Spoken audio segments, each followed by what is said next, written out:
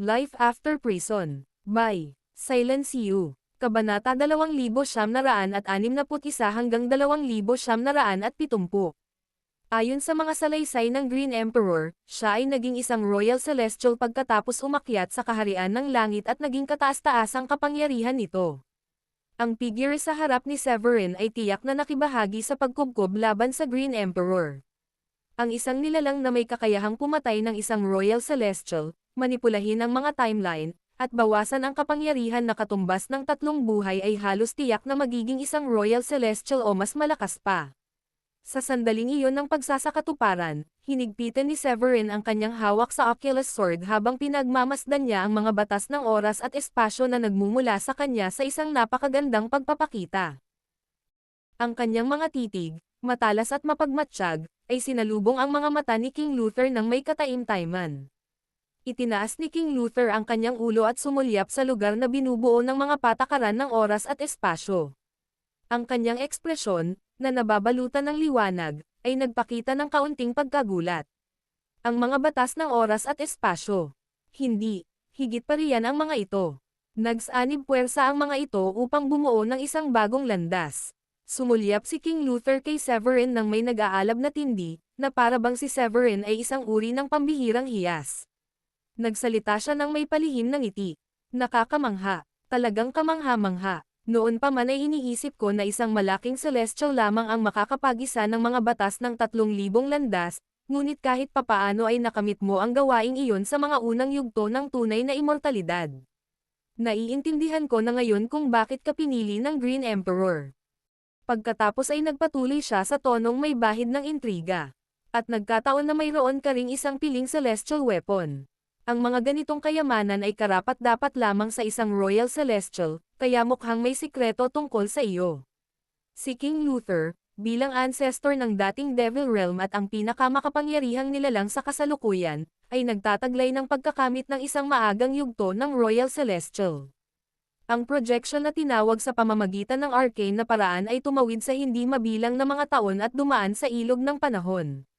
Sa makatuwid, ang kanyang lakas ay hamina sa isang maliit na bahagi lamang ng tugatog nito at mas katulad ng isang mid-stage na tunay na immortal, ngunit ang kanyang celestial na pananaw ay hindi nawala. Sinusunod man ang mga batas ng oras at espasyo na bumabalot sa anyo ni Severin o ang Oculus Blade, napansin niya na ang mga ito ay angkop lamang para sa isang mala Royal Celestial.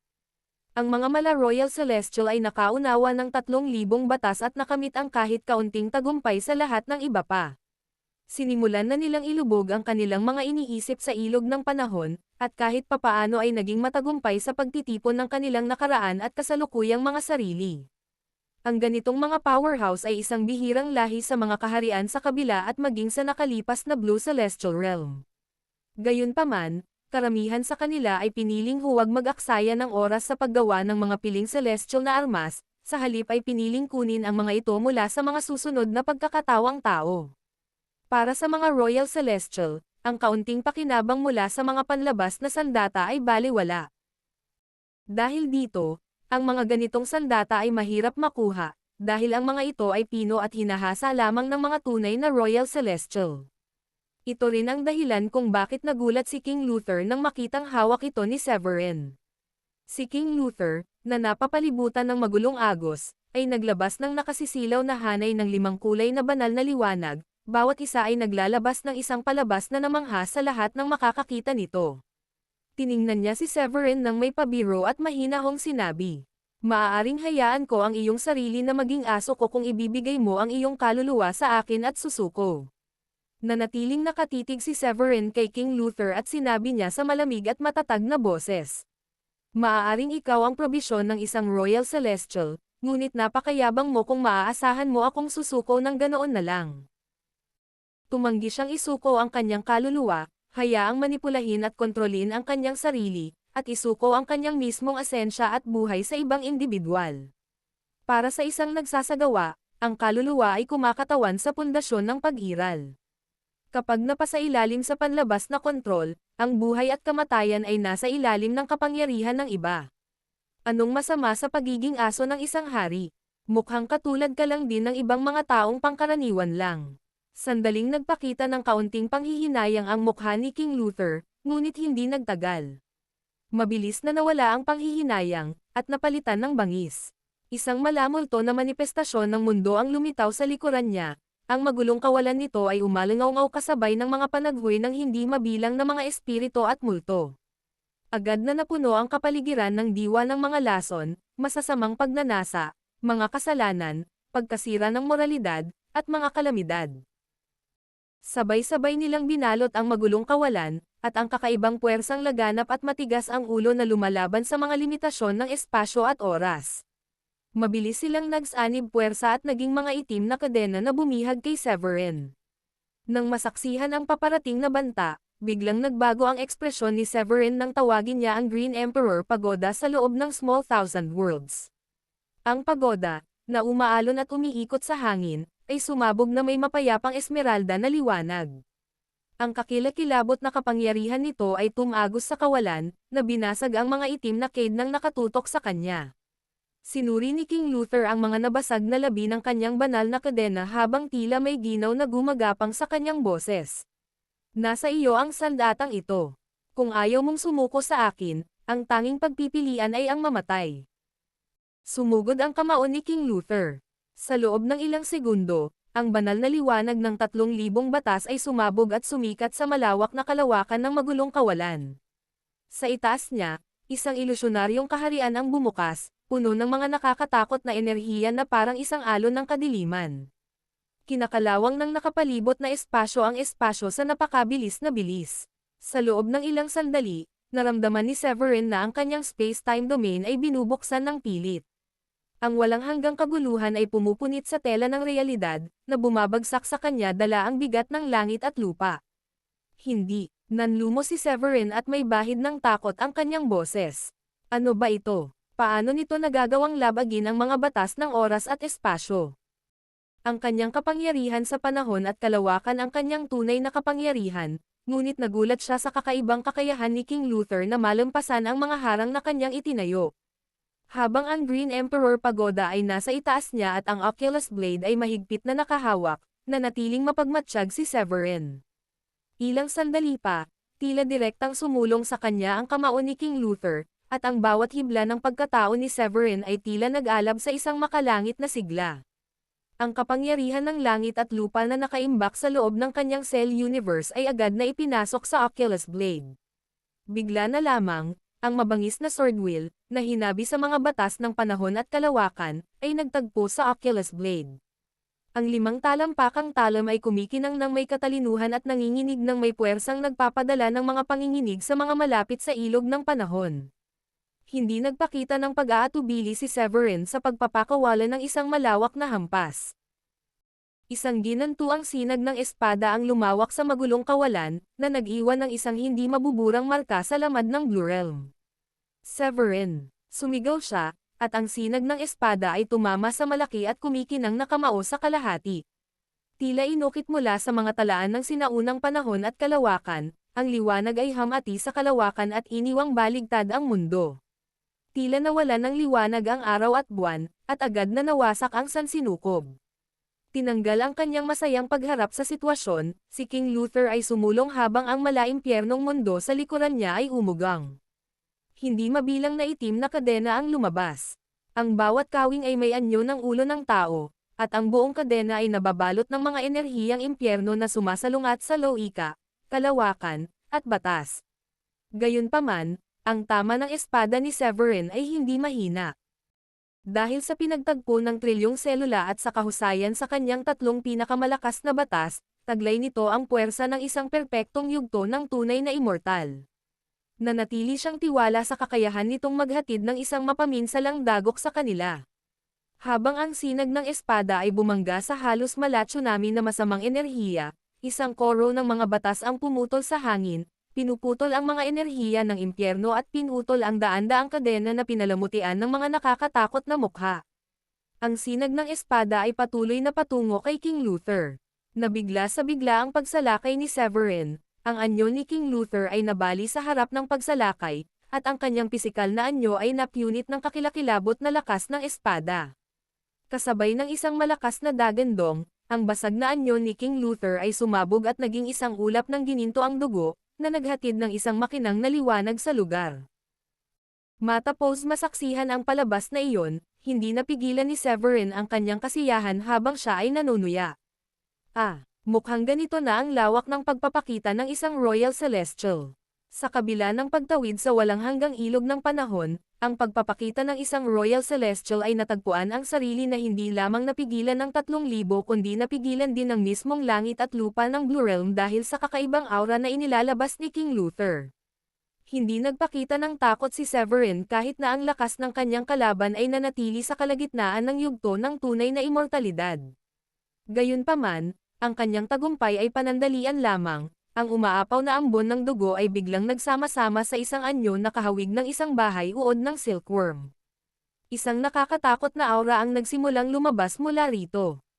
Hindi nagtagal, isang matayog na boses ang nagsimula. Totoo ba? O ang selebrasyon mo ay napaaga? Pagkatapos ng isang paghinto, lumabas si King Luther mula sa kulungan ng ambon ng dugo nang walang sugat. Tinuya niya si Severin. Ang iyong kakayahang maunawaan ang diwa ng batas sa simula ng tunay na immortalidad ay napatunayang lubhang kawili-wili sa bawat sandali na lumilipas. Nakatayo sa kawalan, ang maputlang balat ni King Luther ay parang nyebe habang ang kanyang immortal na anyo ay nagniningning ng isang malalangit na kinang. Maihahalin tulad siya sa isang Diyos na nagising mula sa mga nakaraang panahon. Ang kanyang singkit na mga mata ay kumikinang na may nakamamatay na hangarin bilang tugon sa halos nakamamatay na hiwa na kanyang naranasan. Gamit ang isang lihim na pamamaraan, pilit niyang ginamit ang panandaliang kapangyarihan ng langit at lupa na nasa bingit ng kamatayan, na nagbigay daan sa kanya upang mapadali ang kanyang muling pagkabuhay. Bagamat hindi pa siya sumusuko, si King Luther, na ang kaluluwa ay nababalutan ng projection, ay lubos na naramdaman ang tumitinding puot ni Blue Realm matapos niyang makuha ang kapangyarihan ng langit at lupa. Tila may isang malakas na puwersa na bumabalot sa kanyang anyo. Bukod dito, ang kanyang kaluluwa ay naglakbay sa walang humpay na paglipas ng panahon, at sa makatuwid ang batas ay nakaukit sa kanyang pagkatao. Ang patuloy na daloy ng oras ay humiwas sa habang buhay ng projection. Alam ni King Luther na ang habang buhay ng kanyang projection ay tatagal lamang ng isang sandali. Kung hindi niya tatapusin ang buhay ni Severin sa lalong madaling panahon, ang pagpapakitang ito ay malapit nang maglaho sa ilalim ng pagtataboy ng langit at lupa pati na rin ng ilog ng panahon. Siya ay isang Royal Celestial na nagpatibay ng kanyang sariling landas at lahat ng 3 pagkakatawang tao, na ginagawa siyang isang nakakatakot na pag-iral na ang buhay ay tatagal hanggat umiiral ang langit at lupa. Gayunpaman, isang kalokohan pa rin ang umasa sa isang clone upang labanan ang pagbagsak at agos ng panahon. Dahil alam niyang ang tagal ng kanyang pagpapakitang ito ay nababalot ng isang sinulid, ang tingin ni King Luther ay naging mapagimbot habang sumusulyap kay Severin. Iniunat niya ang kanyang kamay, hinubog ang kanyang mga daliri sa isang kuko upang punatin ang kawalan. Mula sa loob, hinawakan niya ang magulong asensya at umukit ng isang markang celestial sa kalangitan, na tumatakip sa araw at kalangitan. Habang lumilitaw ang markang kuko, ang espasyo sa paligid ay nabasag at ang 3,000 batas ay tila nawalan ng kinang. Kumunat ang noo ni Severin sa nakakatakot na marka at nakaramdam ng masamang pakiramdam. Ang ganitong mga pangyayari ay hindi pa nangyari bago siya naging isang immortal. Dahil sa pag-iingat sa anumang biglaang panganib, tumangging sumuko si Severin sa kapalaran at tinipon ang mga enerhiyang celestial sa kanyang pagkatao ng may matinding pagmamadali. Ang tahimik na lugar sa loob ng kanyang maliliit na libong mundo ay sumiklab at naging mga kislap habang sinisipsip ni Severin ang nakapalibot na espiritual na asensya sa isang iglap. Samantala, sa loob ng kaharian ng langit sa itaas, ang 3,000 batas ay nagsama-sama at pinasok ang Oculus Blade. Kasabay ng isang malakas na saksak, ang banal na liwanag ng mga batas na iyon ay sumiklab mula sa Oculus Blade, hiniwa ang kalangitan ng may hindi kapani-paniwalang kapangyarihan at tumama ng diretso kay King Luther.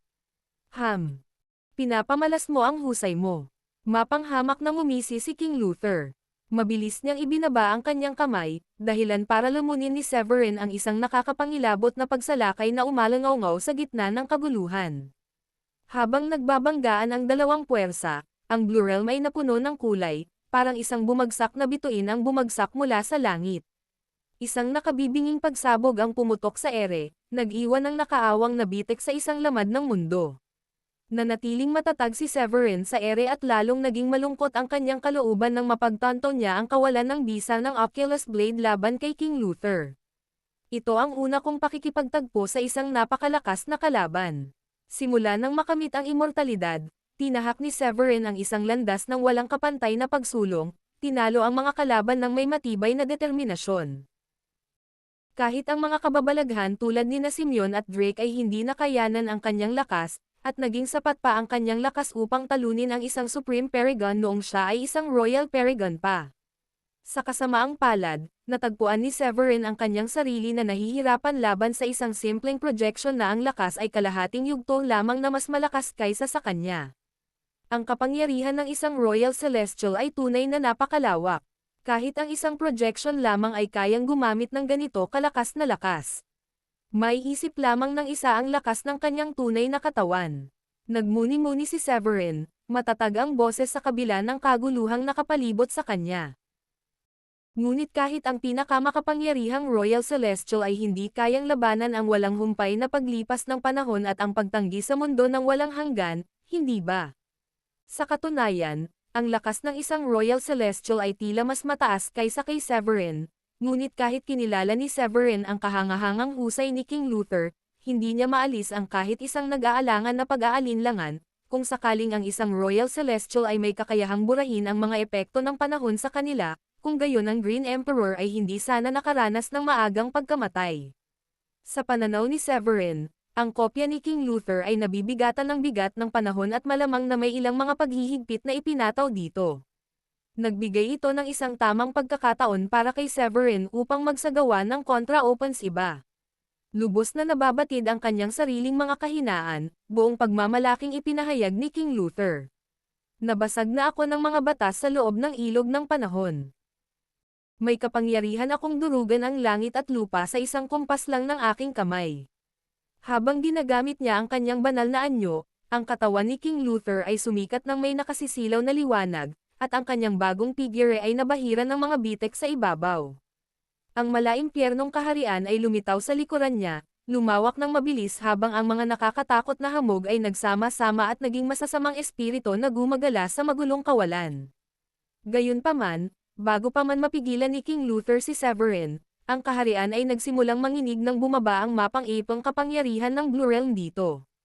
Itinaas ni King Luther ang isang noo at tumitig sa langit sa galit. Paano ako kinatatakutan ng mga piraso ng langit na supulan? Hindi ako natatakot kahit na ito ay ang dating kaharian ng langit. Sa sandaling iyon, isang kulog ang dumagundong sa magulong kawalan, at ang pressure ng langit at lupa ay naging sanhi ng pagkabasag ng kanyang katawan. Hindi napigilan ng lumalalang pressure, buong tapang na nilabanan ni King Luther ang pagsalakay ng panahon at langit ng may matatag na determinasyon. Habang nakatitig kay Severin, siya ay napangisi. Sa tingin mo ba ay tinatakot ako ng kaharian ng langit? Sumagot si Severin ng may ngiti. Hindi ba? Habang naghahanda si King Luther na hampasin ang mayabang na si Severin, nanigas siya sa ere nang biglang lumitaw ang isang puwang na ilang milya ang lapad sa gitna ng dumadagandong na lugar kung saan nagtitipon ang kapangyarihan ng langit. Sa loob ng puwang na iyon ay naroon ang isang malawak na kalawakan ng isang gininto ang ilog na nababalot ng mga batas at naglalabas ng isang nakapanlulumong aura. Nanlaki ang mga mata sa pagkamangha, bulalas ni King Luther. Ang orihinal na espasyo. Sa tabi niya, masayang bulalas ng Anstora. Ayan na nga. Matagal ko nang sinusubukang maging Lord of the Realm, at tila natagpuan na natin sa wakas ang pinagtataguan nito. Bago pa man lubusang magalak ang Anstora, may mga gininto ang banal na kadena na sumabog mula sa orihinal na espasyo, dahilan para sumabog ang katawan ni King Luther sa isang nakabibinging pagsabog. Matapos masaksihan ang palabas na iyon, pinakawalan ni Severin ang kapangyarihan ng kalangitan sa loob ng maliliit na libong mundo. Ang Oculus Blade at ang Green Emperor Pagoda, ang kanyang dalawang celestial weapon, ay nakatakas patungo sa kawalan. Ang kanilang nagliliwanag na aura ay nilamon ang magulong enerhiya, na bumihag kay King Luther na naging isang madugong hamog. Nabalutan ng ginhawa si Severin nang maramdaman niya ang kapangyarihan ng oras at espasyo na humaharang sa hamog. Ang kayabangan ni King Luther ay isang bagay na hindi niya inaasahan, dahil sinubukan niyang gamitin ang kapangyarihan ng langit upang piliting agawin ang kapangyarihan ng langit at lupa mula kay Blue Realm. Ang Blue Realm ay likas na masungit sa mga tagalabas, at ang pagkilos ni King Luther na pilit na kinukuha ang kapangyarihan nito ay nakapukaw ng matinding reaksyon mula sa orihinal na espasyo, na ang hitsura ay patunay ng puot na iyon. Ang ilog ng oras sa maliliit na libong mundo ni Severin ay konektado sa ilog ng oras ni Blue Realm, at naramdaman na ito ni Severin nang lumitaw ang orihinal na espasyo. Gayunpaman, maingat itong minarkahan ni Severin upang maiwasan ang masusing pagsusuri ng kapangyarihan ng langit. Sa halip, plinano niyang tipunin ang buong kapangyarihan ng langit ni Blue Realm upang harapin ang pagpapakita ni King Luther. Napatunayang tama ang hinala ni Severin. Ang mga tagalabas tulad ni King Luther ay may taglay na nakakatakot na aura na nag-aanyaya lamang ng galit ng langit at paghihiganti ng lupa. Sa magulong kawalan, ang Green Emperor Pagoda ay nagpakawala ng walang hanggang berdeng liwanag na nagyelo sa nakapalibot na espasyo at walang humpay na iris sa gininto ang ambon ng dugo. Kasabay nito, ang Oculus Blade ay kumikinang ng may katalinuhan, kasama ang 3,000 tuntunin na kasing talas ng labaha at umaalog sa mismong tela ng kawalan. Sa sandaling iyon, ang galit na ungol ni King Luther ay tumagos sa gininto ang ambon ng dugo. Severin, isinusumpa ko sa pangalan ko na matatalo kita. Napalitan ng malamig na ngiti ni Severin ang kanyang determinasyon nang sumagot siya. Mas mabuting maghanap ka ng paraan para mabuhay kaysa magbanta sa akin. Sa pamamagitan ng pagsasanay, ikinonekta ni Severin ang kanyang kaluluwa sa langit at lupa, na nagtutulak ng isang daluyong ng kapangyarihan mula sa orihinal na espasyo na nagkatawang tao sa kawalan sa pamamagitan ng tunay na marka ng espiritu sa kanyang isipan. Ang pagdagsa ng enerhiyang ito ay hindi lamang nagpatibay sa kanyang sariling anyo kundi nagpalaki rin sa lakas ng mga sandatang celestial na kanyang hawak. Habang nanginginig ang ambon ng dugo sa ilalim ng dalawahang pagsalakay ng makalangit na kapangyarihan at sinaunang kapangyarihan, ang kapangyarihan nito ay lalong hangina ng hangina hanggang sa hindi na ito mapansin. Napansin ng kamalayan ni Severin ang mabilis na pagtatangka ni King Luther na buuin muli ang kanyang katawang lupa sa loob ng ambon ng dugo, ngunit ang labis na pagsupil ay pumihil sa naturang pag-unlad. Sa kabila ng kahangahangang katatagan ni King Luther, hindi maiwasan ni Severin na humanga sa hindi matitinag na espiritu ng Royal Celestial. Dahil nasanay na siyang makipaglaban sa iba't ibang antas ng halos walang pagsisikap, labis pa rin siyang nagdusa sa mga kamay ni King Luther. Ganoon ang kapangyarihan ng isang Royal Celestial, isang karapat-dapat na reputasyon, walang duda. Umiling si Severin upang iwaksi ang mga kaisipang iyon at huminga ng malalim upang pakalmayan ang sarili bago ibinaling ang kanyang atensyon sa Anstora na nakatayo sa malapit. Walang ibang salita, kinuyam niya ang kanyang mga kamay at pinakawalan ang isang mapaminsalang suntok. Ang kanyang suntok ay kumikinang na parang araw, at parang isang buong kalawakan ang bumabagsak sa kanya. Nang maramdaman ang nalalapit na panganib, nagising ang Anstora sa kanyang kagalakan nang matagpuan ang orihinal na espasyo. Sa sandaling iyon, natuklasan niya na ang nakausling suntok ni King Luther ay napigilan na. Nang makita ang malakas na kumikinang na suntok na papalapit sa kanya ay ikinagulat ng Anstora. Dali-dali niyang sinubukang iwasan ang suntok ni Severin at naglaho sa kawalan upang maiwasan ang pinakamatinding suntok. Sa paggamit ng kanyang lihim na pamamaraan upang ipatawag ang clone ni King Luther, ang kanyang sigla ay naapektuhan ng husto. Sa sandaling iyon, halos hindi niya mapanatili ang kanyang tunay na immortal na tagumpay nang hindi ito hinahayaang dumulas pa, at ang kanyang lakas ay bumababa na. Hindi siya kailanman naging katapat ni Severin sa simula pa lamang, at lumala lamang ito matapos masira ang kanyang pundasyon at humina ang kanyang lakas. Walang pag-aalinlang ang winasak ng Anstora ang espasyo at nilayon na iwasan ang matalas nitong talam. Gayunpaman, ang kamao ni Severin, na ginagabayan ng matibay na determinasyon, ay walang humpay na humabol at sinubaybayan ang mga galaw ng Anstora nang may walang kapintasang katumpakan. Kalokohan. Paanong kahit si King Luther ay hindi mananalo laban kay Severin? Plano niyang isecure ang orihinal na espasyo, kontrolin ang Blue Realm, at maging Lord of the Realm. Ang orihinal na espasyo ay nasa harap niya mismo, ngunit nabigo siya sa kanyang pagtatangka dahil walang paraan para sakupin ito ng Anstora kahit naabot kamay lang ito. Nang mapagtanto ang kanyang kakilakilabot na kalagayan, isinumpa ng Anstora ang kanyang sarili at ikinalungkot ang kanyang kawalan ng kakayahang harapin ang napakalaking kapangyarihan ni Severin. Sa isang pagkumpas ng kanyang kamay, ang walang hanggang masamang enerhiya na nakapalibot sa kanya ay ginamit habang tinangka niyang tumakas sa larangan ng digmaan at lumayo ng ilang libong milya mula kay Severin. Sumulyap kay King Luther na napapaligiran ng Green Emperor Pagoda at ng Oculus Blade, ang Anstora ay nakapagngingit-ngit na lamang at patuloy na tumakas. Ang Anstora ay natakot na sa kanyang katalinuhan dahil sa nakakatakot na kakayahan sa pakikipaglaban ni Severin, lalo na't ang lihim na paraan ng pagbubuod na ginamit niya ay napatunayang walang saysay. Sa huling pagkakataon ay tiningnan niya ang orihinal na espasyo sa loob ng kawalan at binalot ang kanyang sarili ng kapangyarihan ng isang tunay na celestial. Naging parang isang guhit ng liwanag, sumisid siya pababa patungo sa daigdig na parang isang kometa.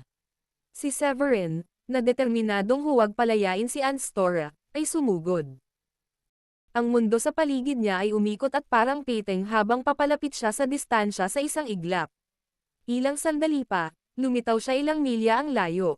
Ang Anstora, na nakahinga ng maluwag dahil sa kanyang makitid na pagtakas, ay biglang nakaramdam ng nakakatakot na pagbabago-bago sa espasyo sa likuran niya. Bago pa siya makariyak, ang walang katapusang magulong enerhiya ay nagsanib puwersa at naging isang napakalaking bakas ng kamay na direktang nakatutok sa kanya.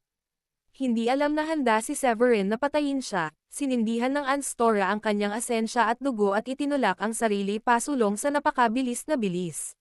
Si Severin, na humahabol ng marahan, ay sumigaw ng malamig. Huwag mo nang isipin ang pagtakas. Kasabay ng isang malakas na kalabog, ang napakalaking bakas ng kamay na bumabalot sa kalangitan ay bumaba, tinamaan ang Anstora mula sa kalangitan. Sa ilalim ng marahas na puwersa ng pagtama, ang katawan ng Anstora ay nabasag at nagkadurog na parang porselana sa loob lamang ng ilang sandali. Hindi, umalangaw-ngaw ang isang mapanglo na sigaw na umalangaw-ngaw sa kalangitan.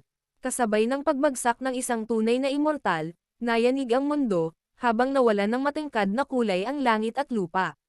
Nabalot ng maitim na ulap ang buong Blue Realm, na nagpakawala ng malalakas na kulog at pulang-pulang ulan sa bawat sulok. Nakita ng lahat ang palabas. Sa pasukan ng Grundy Uno Sacred Land, si Adrian, na pagod pa rin mula sa labanan, ay handa nang bumalik sa sekta ng isang hindi maipaliwanag na kalungkutan ang bum-alot sa kanyang puso.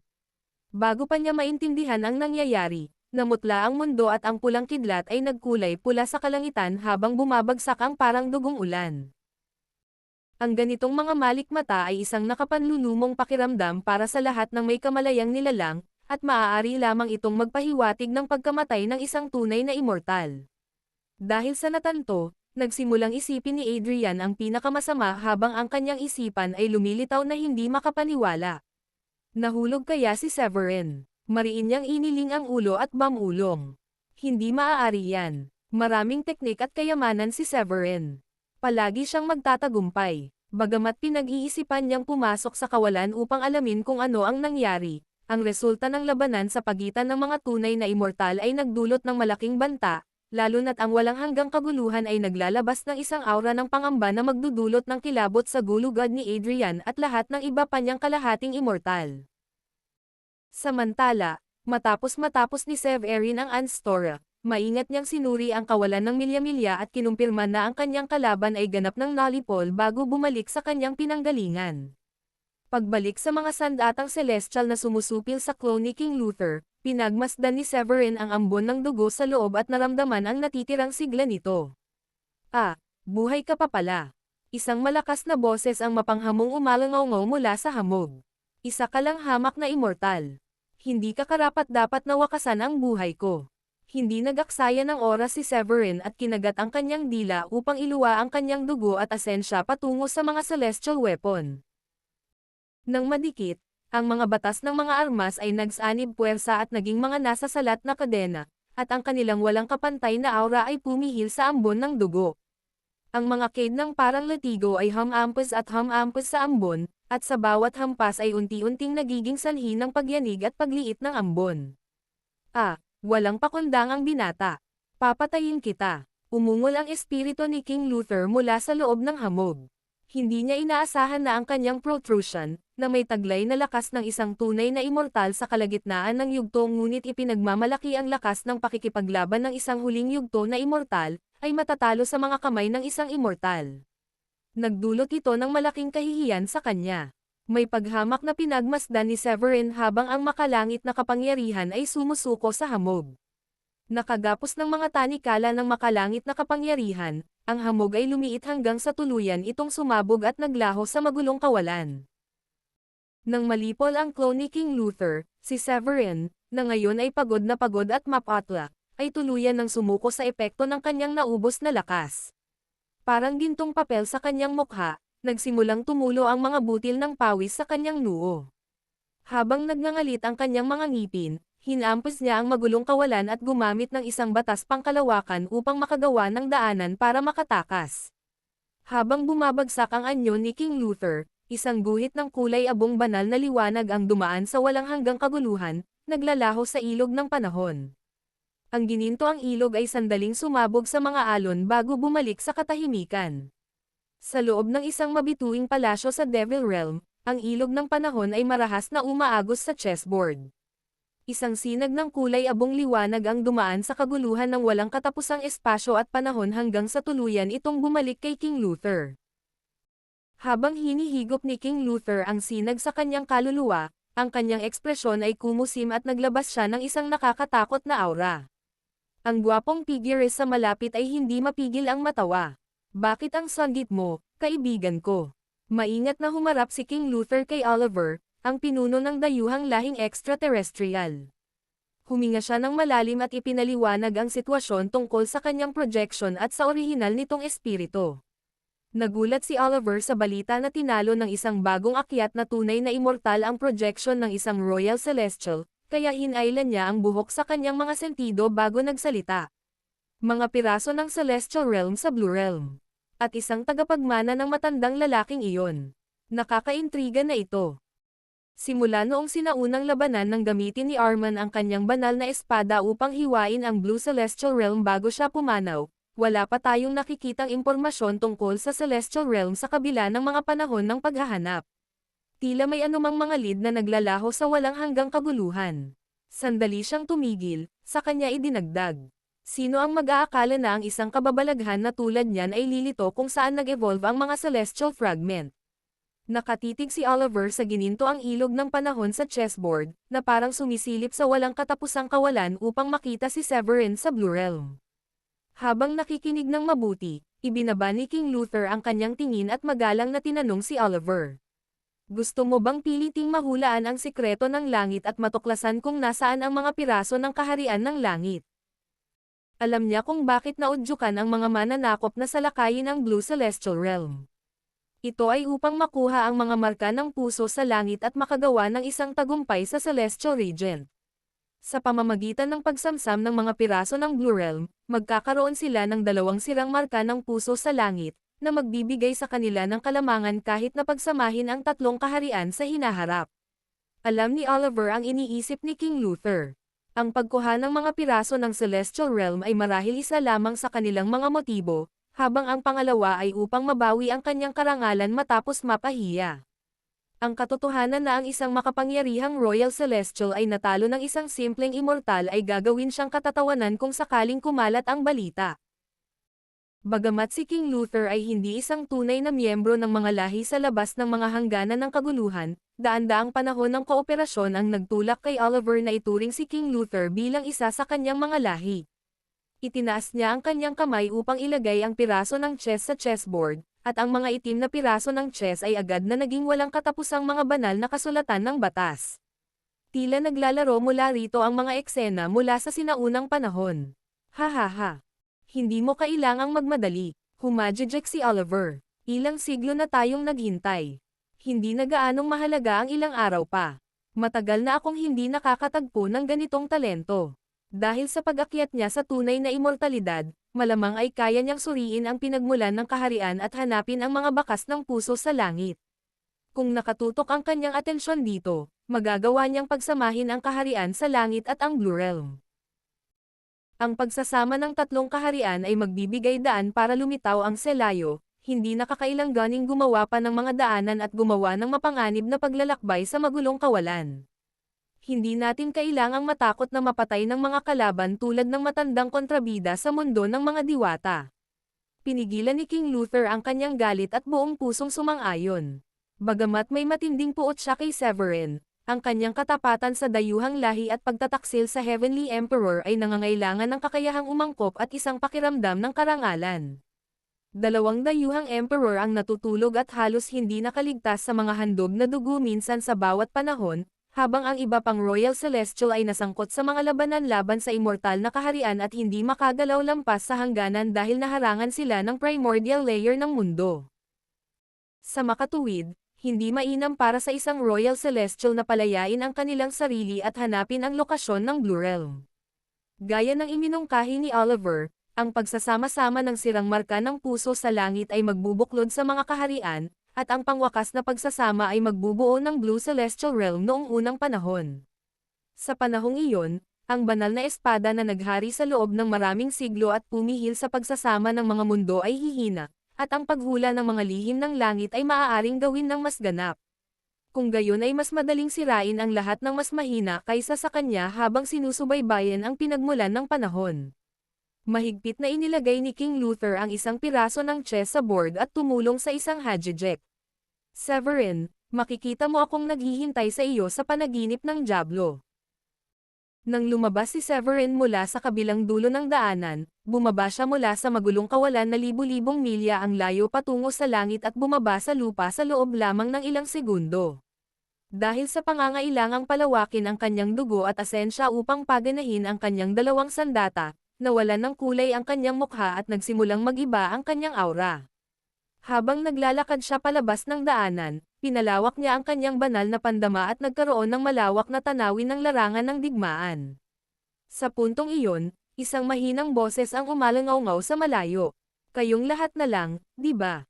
Ang pinanggalingan ng mga boses ay sina Carson at Wallet, na nakaupo sa tuktok ng isang burol. Sila ay malubhang nasugatan, at ang kanilang sigla ay mabilis na humihina. Agad na lumitaw si Severin sa kanilang harapan at binigyan sila ng katiyakan. Ayos lang ako. Ano nga ba ang nangyari sa inyong dalawa? Hindi siya nag-aksaya ng oras sa pagpapadala ng kapangyarihan ng paglikha sa kanilang mga katawan at pagpapagaling sa mga ito. Nang maging matatag ang kanilang mga sugat, binawi niya ang enerhiyang nakapagpapagaling. Gaya ng isinalaysay ni Carson at Wallet, ang mga bangkay na papot sa ilalim ng pamumuno ni Anstora ay tumakas matapos ang pagbagsak ng Anstora, na nagmamarka ng tagumpay para sa Grandi Uno Sacred Land. Gayunpaman, ang tagumpay ay hindi walang kapalit, mahigit 20 Royal Paragon ang namatay, at hindi mabilang na mga disipulo ang namatay. Kalaunan ay ipinaalam sa kanya ang tungkol sa mas nakakapangilabot na balita, sina Mona at Cuthbert ay parehong namatay sa labanan. Gaya ng karaniwang nangyayari, ang mga malikmata na katangian ng pagkamatay ng mga kalahating immortal ay dapat sana ay nangyari pagkatapos ng kanilang pagkamatay, ngunit si Severin ay nakikipaglaban sa loob ng magulong kawalan kanina kaya't hindi napansin ang mga eksenang iyon. Ang kanyang relasyon kina Cuthbert at Mona ay hindi ganoon kalalim at maituturing silang magkakilala. Gayunpaman, kahit ang pinakamatatag na tao ay makakaramdam ng matinding kalungkutan kung ang isang taong kanilang naging mabuting karelasyon ay pumanaw. Sumulyap kay Carson at sa iba pa, hinimok ni Severin. Bumalik muna tayo sa sekta. Ang sarili niyang mga pinsala ay nangangailangan ng atensyon, at ang paglitaw ng pinagmulan ng kaharian ay nagbigay ng pagkakataon upang igiit ang kanyang marka dito, na ginagawang mas madali para sa kanya na mahanap ito sa hinaharap. Nais niyang pinuhin ang Blue Realm at maging Lord of the Realm. Ang ganitong pagkakataon ay sadyang napakahalaga para palampasin, lalo na kung isasaalang-alang ang mga implikasyon para sa kanyang pag-angat sa maharlikang katayuan sa langit. Bukod dito, ang pakikipagtalo ni Severin sa proyasyon ni King Luther ay nagdulot sa kanya ng puot ng isang kataas-taasang maharlikang langit. Ang pagpapalakas ng kanyang sarili sa pamamagitan ng masigasig na pagsasanay ay naging napakahalaga. Pinigilan niya ang magulong emosyon sa loob niya at inilipat ang kanyang sarili kasama ang dalawa papatungo sa Sacred Land. Pagdating sa pangunahing bulwagan, sinalubong ni Severin ang balisang paglalakad ni Diane at ng iba pa niyang mga asawa. Nang makita ang maputlang kutis ni Severin, Namutla ang kanyang mga asawa sa gulat habang sumusugod sila sa kanyang tabi. Severin, mahal, ayos ka lang ba? Sa labas ng pangunahing bulwagan, bumaba si Severin mula sa ginintoang tulay at mabilis na niyakap sina Dayan at Gilda. Kabaligtaran ng mas malayang kilos ni Dayan at bukas na pagpapahayag ng taos-pusong emosyon, sina Sheila at Sofia ay may posibilidad na maging mas mahinahon at mahinahon.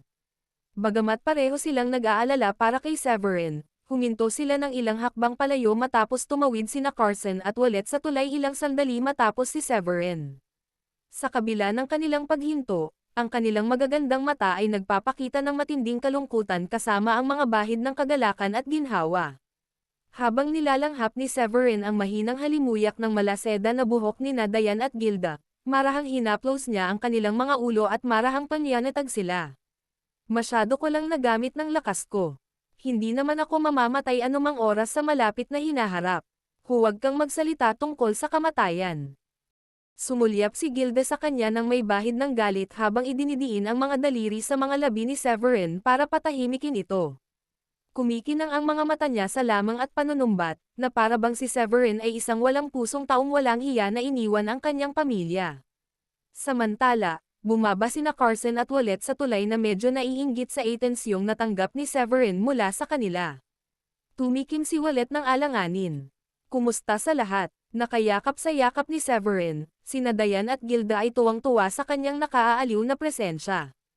Ninamnam nila ang enerhiyang nagmumula sa kanya at humilik na parang mga tamad na kuting na nagbababad sa sikat ng araw sa umaga. Nang tumikim si Wallet ay saka lamang nila napagtanto na may mga tagalabas sa paligid. Gulat na kumawala si Dayan sa mga bisig ni Severin na parang gulat na kuneho. Namumula ang kanyang mukha sa kahihiyan habang sinasabi niya ito. Nako, hindi ko namalayan na nandito ka rin pala. Humiwalay si Gilda sa yakap ni Severin at naramdamang uminit ang pisngi nito. Inikat niya ang tingin kay Severin, na parang sinisisi ito dahil hindi niya sila binalaan tungkol sa presensya ng ibang tao. Hindi napigilan ni Sheila at Sofia ang kanilang pagkatuwa nang masaksihan nila ang kanilang pag-uusap.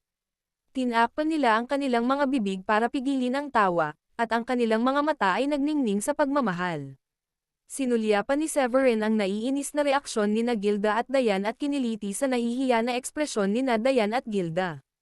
Ngumiti siya ng bahagya, at nagpas siyang huwag ng kulitin pa sina Gilda at Dayan. Patago niya silang hinimok na bumalik sa Enchanted Peak bago pumasok sa pangunahing bulwagan. Sa loob, si Adrian ay nakaupo ng seryoso na may maputlang kutis habang tila may madilim na enerhiyang kumakagat sa kanya. Tila mas mahina ang kanyang aura kaysa noong ilang araw na ang nakalipas.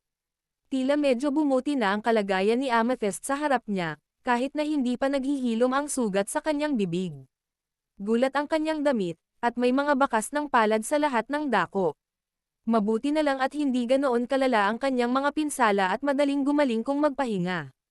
Samantala, si Heath ang nagtamo ng pinakamatinding sugat, dahil napunit ang kanang kamay niya sa balikat kaya kitang-kita ang mga buto nito. Bagamat tumigil na ang pagdurugo, ang laki ng pinsala ay nagmumungkahi na aabutin ito ng hindi bababa sa kalahating taon bago siya gumaling. Gayunpaman, para sa isang kalahating immortal, ang pagpapanumbalik ng isang bali na paa at pagharap sa mga naturang pinsala ay maliliit na problema lamang. Gumaan ang tensyon ni Adrian nang makitang ligtas na nakabalik si Severin, at sa wakas ay nakahinga na siya ng maluwag. Sumulong si Severin at nakipagbati kay Amethyst at sa iba pa bago ibinaling ang kanyang atensyon kay Adrian na nasa mataas na plataporma. Nagbigay siya ng saludo at nagtanong, "Bakit ang lalim ng mga sugat mo?" "Ito ay isang pagkawala ng konsentrasyon." Sumagot si Adrian, "Minamaliit sila." Bilang pangunahing kalahating immortal ng Grundy Uno Sacred Land, siya ang nagtiis ng matinding pagsalakay noong panahon ng labanan at labis na sinalakay ng mga bangkay na papay. Biglang sumiklab ang labanan kaya halos wala na silang oras para alertuhan ang mga barbarong sina Jackson at Lumano ng Great Flare. 7 bangkay na papay ang bumaba sa Sacred Land, na kumitil sa buhay ng 2 kalahating immortal. Pinagtibay ni Adrian ang kanyang tagumpay pagkatapos ng maraming taon ng pagiging kalahating immortal. Natural lamang, nakakuha siya ng malaking atensyon mula sa mga kalaban at hinarap ang pagsalakay ng 3 bangkay na papay. Sa kabutihang palad, nanag ang kanyang kahangahangang husay, at ang mga pupe ay natalo ng may pambihirang kasanayan. Pinag-isipan niya ang nangyari at sumulyap sa maputlang mukha na si Severin. Patay na ba ang Anstora? Pagbalik niya sa tarangkahan ng bundok ng Sacred Land, natanong niya ang isang kakaibang kababalaghan sa langit na lumilitaw sa magulong kawalan ilang libong milya sa itaas. Ang pagdilim ng langit at lupa kasabay ng pagbuhos ng ulan ng dugo ay isang tiyak na senyales na isang tunay na immortal ang nasa kanilang kamatayan. Tumanggaw si Severin bilang pagsang-ayon at sinabing, wala nang dahilan para matakot. Hindi na maaaring magpatuloy ang mga Devil Cultivator o ang Primordial Sacred Land na magdulot ng banta. Napatay ko na ang Anstora at naiwasan ang anumang krisis sa hinaharap sa Blue Realm. Nang marinig iyon, nakahinga ng maluwag ang lahat at nagliyab ang kanilang mga mukha sa tuwa. Pumalakpak si Amethyst at sinabing, kahanga-hanga, saka humagulgol si Heath, hindi nasayang ang mga sakripisyo ni Mona at Cuthbert. Bagamat ikinalulungkot ko pa rin na hindi nila nasaksihan ang tagumpay na ito. Nababalot ng emosyon ang kanyang boses, at huminga siya ng malalim na tila nagpapahiwatig ng kanyang pagkagan sa isang mabigat na bigat. Hindi nagbigay ng aliw si Severin, dahil ang kanyang tagumpay laban sa Anstora ay maliit lamang, at ang Grundy Uno Sacred Land ay dumanas ng napakaraming pagkatalo. Wala na si Mona at Cuthbert, kasama ang isang dosenang Royal Paragon at marami pang ibang Paragon. Ang pagpapanumbalik ng dating kaluwalhatian ng Grundy Uno Sacred Land ay isang mahirap na gawain na tiyak na tatagal ng maraming taon. Gayunpaman, may dahilan para magdiwang. Ang Midland at East Plain, ang dalawang pinakamalaking teritoryo, ay nasa ilalim ng saklaw ng Grundy Uno Sacred Land. Ang Season at Las Bonerket, na dating sakop ng mga Devil, ay nasa ilalim din ng kanilang pamamahala kasama ang Thundlight. Kaya, ang karamihan sa mga Blue Realm ay nasasakupan ng Grundy Uno Sacred Land. Ang pinalawak na teritoryo ay tiyak na magdudulot ng mas maraming mapagkukunan, maging ito man ay sa mga halamang gamot o iba pang mga bagay. Tinansya ni Severin na ang Grundy Uno Sacred Land ay dapat na makabangon sa loob ng ilang dekada. Matapos makipagpalitan ng ilang kaaya-ayang pagbati sa pinuno ng sekta at iba pa sa bulwagan, nagpaalam si Severin at umatras patungo sa Enchanted Peak. Ang kanyang plano ay magpagaling at subukang makakuha ng mas mahusay na larawan ng pinagmulan ng kaharian. Isang pagbabago-bago sa espasyo ang nabuo sa Enchanted Peak, na nagbabadya ng paglitaw ni Severin. Habang ipinapalam niya ang kanyang pag-iisa kay Dayan at sa iba pa, siya ay naging isang guhit ng liwanag at naglaho sa silid ng pagsasanay. Sa kanyang pakikipagtagpo kay King Luther, naubos ni Severin ang kanyang asensya at dugo upang paganahin ang dalawang celestial artifact. Ang kanyang pundasyon ay nasira na, kaya kinailangan ang pagkukumpuni. Umupo siya nang nakakross ang mga paa at kumuha ng isang celestial peach mula sa kanyang small thousand worlds, na agad niyang kinain. Ang peach ay natunaw at naging isang malakas na alchemical essence na dumadaloy sa bawat pulgada ng kanyang katawan. Sinimulan ng mga batas na pagalingin ang kanyang immortal na katawan. Aabutin siya ng halos kalahating buwan bago tuluyang gumaling ang kanyang mga sugat, at pagkatapos kumain ng isa pang celestial peach, unti-unting nagsimulang bumalik sa dati ang kanyang naubos na pinagmulan. Hindi umalis si Severin sa kanyang pag-iisa habang lumalabas siya mula sa kanyang pagpapagaling. Inilabas niya ang kanyang kamalayan sa kailaliman ng kadiliman at tinahak ito upang makapasok sa isang maliwanag na kaharian. Doon, isang gininto ang ilog ang paikat-ikot, na puno ng walang hanggang diwa ng panahon. Sa gilid nito ay ang mga masiglang landas na nagsasama-sama mula sa 3,000 batas.